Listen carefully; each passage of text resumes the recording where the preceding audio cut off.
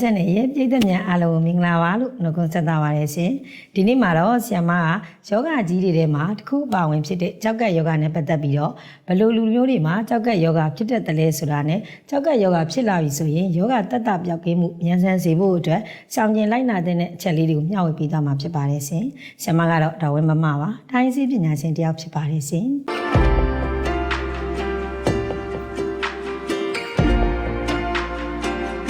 ကြောက်ကယောဂဆိုတာယောဂစဖြစ်ဖြစ်ချင်းအချိန်မှာသိရှိရတဲ့လောကမျိုးမဟုတ်ဘဲနဲ့ယောဂပြင်းထန်လာတဲ့အချိန်မှသာသိရှိရတဲ့ယောဂတစ်ခုဖြစ်ပါတယ်။အဲ့တော့ကြောက်ကယောဂဖြစ်တော့မယ်ဆိုရင်ကြိုတင်သိရှိနိုင်တဲ့ရှေ့ပြေးလက္ခဏာတွေကိုပြောပြပေးခြင်းပါတယ်။ကြောက်ကယောဂဖြစ်တော့မယ်ဆိုရင်ကြိုတင်ပြီးတော့သိရှိနိုင်တဲ့ရှေ့ပြေးလက္ခဏာတွေကတော့ခါနာခါတောက်နာခါပူတာစီးပူစီးအောင်နာစီးမှာအနေနစ်တွေပါလာတာစီးမှာအမြုပ်အကြီးတွေပါလာတာအသားရည်ရရနာခြေကုံလက်ပန်းကြတာအလွယ်တကူမောပန်းနှွမ်းနေတာစတဲ့ယောဂလက္ခဏာတွေတွေ့ရှိရမှာဖြစ်ပါတယ်။တဘောမဟုတ်ပြုပြင်ပန်တီးရတဲ့အစားအစာတွေကိုအစားများတာဆေးဝါးတွေကိုသတ်မှတ်ထားတဲ့ပမာဏအထက်ပိုလွန်ပြီးတော့စားသုံးတာစတဲ့အကြောင်းအရာတွေကြောင့်ကြောက်ကယောဂဖြစ်တတ်ပြီးတော့စီတုယောဂစီတဲ့သူသွေးတိုးယောဂစီတဲ့သူအဝလွန်တဲ့သူနဲ့ဆေးဝါးတွေကိုပြင်းထန်တဲ့ဆေးဝါးတွေကိုမကြာခဏအမြဲဆွဲပြီးစားသုံးနေရတဲ့သူတွေမှာလည်းကြောက်ကယောဂဖြစ်တတ်ပါတယ်။ကြောက်ကကျန်းမာခြင်းနဲ့ဆိုရင်တော့အခုပြောပြပေးမယ့်အစားအသောက်တွေကိုဦးစားပေးပြီးစားသုံးဖို့လိုပါတယ်။ဦးစားပေးပြီးစားသုံးပေးတဲ့အစားအစာတွေကတော့ခဝဲသည်၊တခွားသည်၊ဖရဲသည်၊ကြောက်ပြုံသည်၊ကြာယုခေါ်တခါးသည်တို့လိုအဆိုဓာတ်များတဲ့အစားအစာတွေ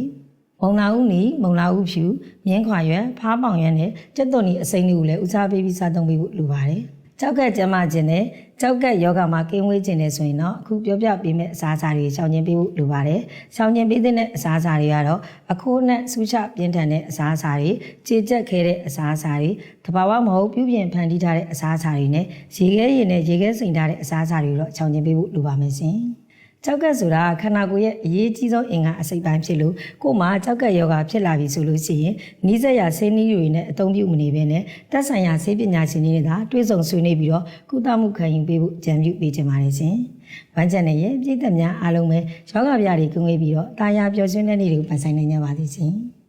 အခုလိုမျိုးအကျိုးရှိစေမယ့်ကျန်းမာရေးဖို့တူတာလေးတွေကိုကျမတို့1 channel ကနေစီစဉ်မပြတ်တင်ဆက်ပေးနေမှာဖြစ်ပါတယ်။ဒီတော့ဆက်စောင့်ကြည့်အားပေးကြဖို့မမေ့ကြပါနဲ့လို့ရှင်။1 channel ရဲ့ပရိသတ်များအားလုံးလည်းယောဂဗျာတွေကင်းဝေးပြီးတော့တာယာပျော်ရွှင်တဲ့ဘဝတွေကိုပိုင်ဆိုင်နေကြပါစေလို့ဆုတောင်းပေးလိုက်ပါတယ်။